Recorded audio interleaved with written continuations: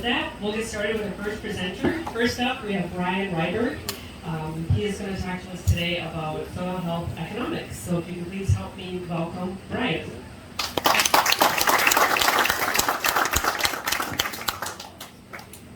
Good afternoon. I'll start off by saying I'm not a public speaker, so keep your expectations kind of low. So we live in Sibley County, farm in 4 counties there is listed, but that's kind of tainted because I'm a half mile from the Renville County line and about 3 miles from South County. But we are spread out. We're probably from home base, probably 25-mile radius around there. But corn, soybeans, sugar beets. They tell me in the first one in Minnesota to still sugar beets. So I don't know if that's a good thing to brag about or if I'm the guinea pig, but it's worked out well for us. My wife and I farm as a corporation. I have 6 kids, you'll see here in a little bit. We have 4 awesome employees, and I couldn't do any of this without them. I had one guy with me for 21 years. My nephew's been back with us for about 10. And they're as much of the brainchild behind what we do as I am. So that's really been a big plus. Many of you, as you look at making changes, and if you're a generational farm and you have a dad in the picture yet, sometimes it's hard to convince him of doing things differently. My dad was always guilty of trying all kinds of crazy things, so he's probably our biggest supporter as we decided to do something different than the neighbors are doing. So, I am on the Southern Maine beet board, been on there for 7 years, really enjoyed that, but as we talk cover crops and wind erosion and so on, the beet guy is always the guy that gets the black eye because we got dirt blowing everywhere. And so when I first got on there, I started talking about something we could seed after the crop, and it was really bothering me to see that dirt blowing around, and I wasn't getting much uptake from anybody. And I also sit on the regional board, research and education board up in Fargo, and so we get the whole Red River Valley involved in that, and tried to bring it up to them, and they didn't think that was necessary at all. And today as we meet, that's like the #1 thing we talk about. So it's fun to see people's perceptions changing a little bit. I don't know if I was driving that any, but at least we're getting some help to get there. So somebody told me I'm a farming hooker, and I didn't know how I should take that, and I had to ask him, what do you mean by that? And he said, well, you'll do anything for money. So we custom farm a lot of acres, and we do everything from just planting only to side dressing to wide wrapping with their hay to harvesting. So I guess I am, I can make some money at it, and I got the equipment, I'm going to do it. So this is my crew. I got a son is the oldest and married. They're up in Bemidji. They're both pharmacists, so he's not coming back to farm. And then 5 girls underneath there, so we have 2 married, 2 in college, and 2 in high school. And I'm not quite sure what my transition piece is yet. My nephew's involved, so he better be ready to write a big check. So I'm going to kind of start back to where we were at one time in history and why we're trying to make some changes. And obviously I wasn't alive for this, but we all know the story of the dirty 30s and erosion and whatnot. And I think we've all come to appreciate our topsoil here, especially our area is very fertile. We need to protect that, not only for our livelihood, but for the next. So we got to figure out a way to do that, and doing the same old thing wasn't going to work.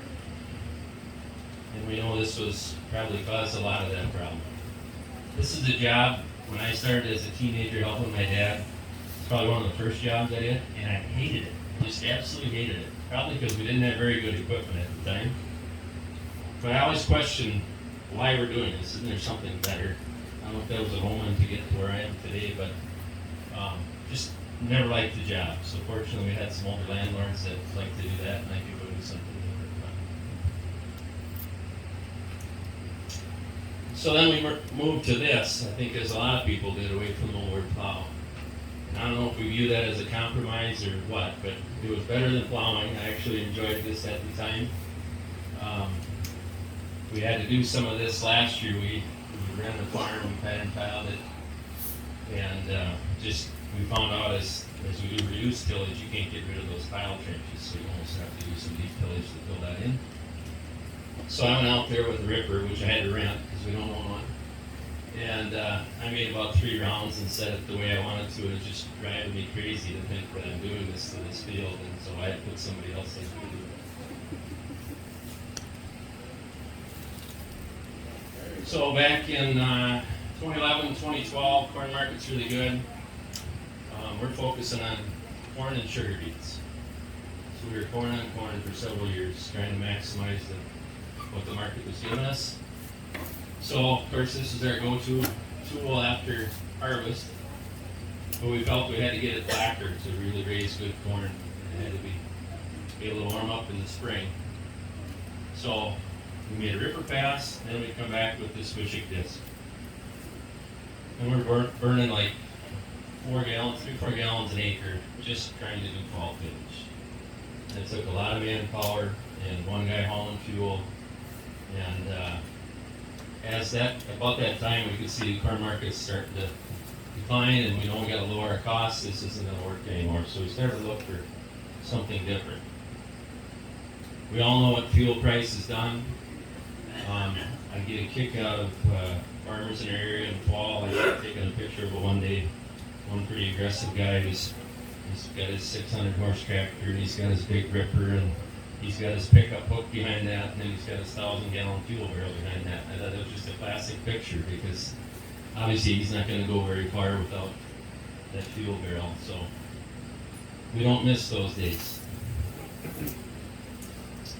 So in 2014, this was a game changer for us. We had demoed a Soil Warrior strip till machine in the fall of 13, about 3 days before the snow was going to fly. So we got about 400 acres done. Intention to plant soybeans into there, thinking that's a safe way to try it out.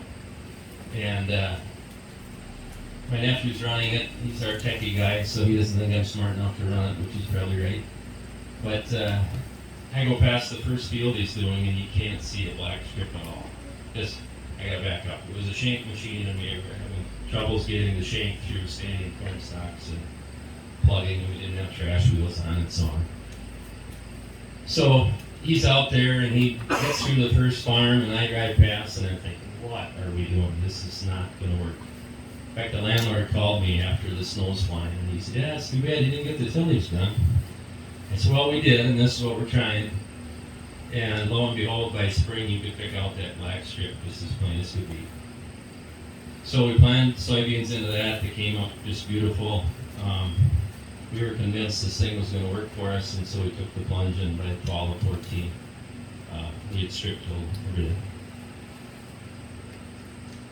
So going into this, we had 2 4-wheel drives, the disc, the ripper, field cultivators, and so on. So for us, it was a much easier transition because we could eliminate half of that stuff. And so with the price tag on this thing, it's a 24-row, 22-inch machine. I couldn't have it as a separate piece standing in the shed, so something had to go if this was going to happen. And so we kind of cleaned house, so we run pretty lean. Just pictures of strips and soybean ground and corn stalks.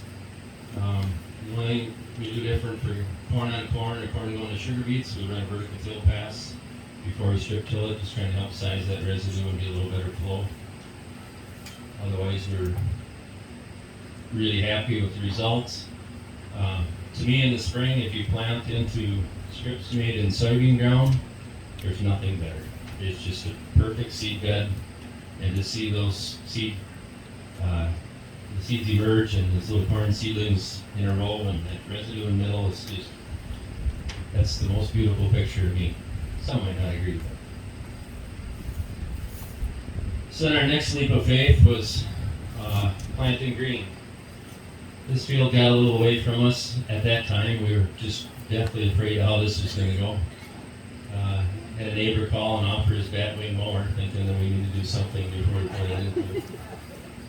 But it turned out really well, and so this is kind of where we're trying to get to for all our soybean ground. So we don't strip for soybeans anymore. We seed cereal rye on top of corn stalks. We vertical till that in just to kind of size the residue and get a little dirt on top there, trying to get it to germinate a little quicker. And then we plant right into that in the spring. So our goal is to do that for 100% of our acres. We had a anchor seat box on top of a vertical till rig where we could seat it at one time. And just with personnel that has to run that, he's not able to get up and load the thing himself. And so through the Walton Family Foundation, we applied for a grant last fall and actually got a grant, and we purchased an older irrigator that we're just got a spinner spreader box on, so we're going to try and get out ahead of him and do several hundred acres at a time so he can just worry about running the vertical till. So the end goal in this obviously is not only the soil health piece, but is weed suppression. And we've seen it already that if we can get a good standing cover crop there, we can eliminate a herbicide pass. This really doesn't apply to me because I'm way too old for this. Been married for quite a while and have the kids, but I just thought it was kind of funny. And we're going to dive into the economics here a little bit and see what kind of money we can save by changing ways. A lot of you guys back here. Okay, this is kind of hard to read. So I was trying to figure out how I could present this and make it make sense without, everybody's operation is going to be a little different, your equipment's going to be different. So I decided I'd look at custom rates, because that should include fuel, labor, repairs, depreciation. And we do a lot of that. So our go-to place is the Iowa State Custom Rate Survey. They keep it up to date, much better than the U of M does. And they're fairly accurate. I mean, they kind of give you a range, and so for us, as we work for others, we tweak that a little bit depending on our equipment. But I just took the average numbers from that. And obviously, if we're custom farming and we're going to charge somebody a rate, there's a profit piece put into that. So I took 75% of that average rate, thinking I'm taking the profit piece out, trying to get us back to true costs. You can argue if that works or not, but that's what I did. And then our sample farm that I played with numbers here is 1,000 acres of corn and 1,000 acres of soybeans. So if you can read this, you'll see my average rates on the left side. That comes right off the Iowa Custom Farms. And my 75% of that rate on the right side. So top line Ripper, $22.10, 75% of that, $16.58. On down the line. The rock picking piece, once you get into a different system and you're not doing deep tillage, just eliminates the rocks. We used to have hand crews that would chase around picking up everything, and we had none. I mean, it's just really changed the game. Land rolling, because we're 50-50 corn and beans on our sample farm, I only use half that number because we're only going to roll half the acres. And then I use the VRT fertilizer application. I think a lot of people are using the variable rate technology, and in our case, our Soil Warrior has that ability. So we tend to use that as much as we can if it's going to benefit us, because we have the equipment. So if you look on the left column, average rate, if you take that total, it's $55.10. 75% of that's $41.33. Now the other piece that's worked well for us is that we still buy fertilizer from the local co-op, but we come in there with our fertilizer tender. We don't need their services, we don't need their application, so I get a break on fertilizer. They still want to sell us fertilizer because I threaten I can go elsewhere and buy wholesale, so we get about a 10% discount. Don't tell them I told you that because I don't want to lose that. So there again, you can play with numbers. I think today's P&K numbers, because that's all we apply in the fall. On average, I was looking at our rates for $150 an acre, because everybody loves the price of fertilizer. And so then I took 10% of that, and I took half of that in because we don't fertilize for soybeans. So that's how we get to the 70. So now we're at 48.83, but now we got to make that strip till pass. And so in this example, I use that for all the acres, because vertical till is going to cost you something if you did that for soybeans. So that was $16.99. Net savings is $32. Okay, take that times your 2,000 acres, that's $64,000 a year. It used to be a nice Denali pickup every year, but probably can't buy it, but it's real money. And this is not even going into the agronomic side. I mean, there's so many benefits of fertilizer placement, cover crop, helping soil health, water infiltration. We'll touch on a few of those things over here. So tractor use. You know, when I was figuring in this sample farm, I was comparing it to a conventional farmer running 45-foot field cultivator, 17.5-foot ripper, 30-foot chisel plow versus a 40-foot strip tiller. It's 159 hours a year difference in tractor hours. We're actually just renting a tractor this fall. It's nothing special. It's $92 an hour. And that's almost 15 grand right there. Fuel use. As I looked around a little bit, they kept coming to Midwest corn and soybean farm uses 7 to 8 gallons of fuel a year. Ours, because of sugar beets, I can't measure that to be apples to apples, but trying to take it on a per trip basis and what we've seen, I think we're in that 4 to 5 range, if not less. So in our sample farm, that's 3,000 gallons of fuel. What you're paying for fuel, I don't know, $4.5 today, $4, that's 12 grand. The compaction piece, as we get into the agronomics, we typically like to get all our strip tilling done in the fall, just for the compaction idea. We've purposely tried some in the spring and forcibly had to do some in the spring. We have not seen a compaction issue because where I'm doing the strip tillage is not where I'm planting. So we just don't see it. The soil health benefits, I think a lot of us know that. If not, you run these green shirts, and that was kind of cool when I put the shirt on. You know, the list goes on and on. I don't have them all here. But fertilizer efficiency, to me now after we've done this, you know, even though I'm in 22-inch rows, why would I ever want to put fertilizer any further away from the roots than I can? So all our fertility is right in that strip. We've gone to a wide drop system, so our nitrogen is right next to the row on all crops. And it just makes total sense to me, and I think we've seen it as we get into yields. It would appear the less tillage we've done on our soybeans, the better yields we get. It just keeps climbing. And I kind of compare with neighbors, and I let them tell me their numbers first, and then I try not to tell them mine, because we're always better. So soybeans, I'm going to say we're 10% better than a conventional guy, and corn we're probably 5% or so. We've just been really impressed. So no yield drag. Figure out how to handle your fertility a little bit so you don't starve that plant and you'll be fine. Less maintenance on equipment. I think the good story to that is when I first got started, I called a lot of people, and one of the guys that had been using the Soil Warrior, as we decided that was the piece we're going to go to, was Ed Hagelin. Maybe some of you know him from, used to be on the soybean board from Appleton, Minnesota. Just a great guy.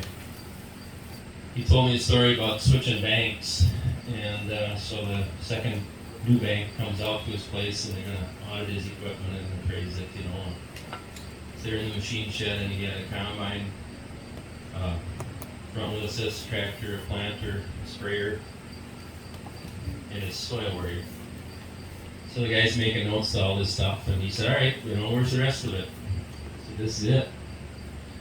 And on our farm, I got a nice big machine shed, and as we increase acres, we fill it up again, but there's a lot of stuff missing, and we don't miss it.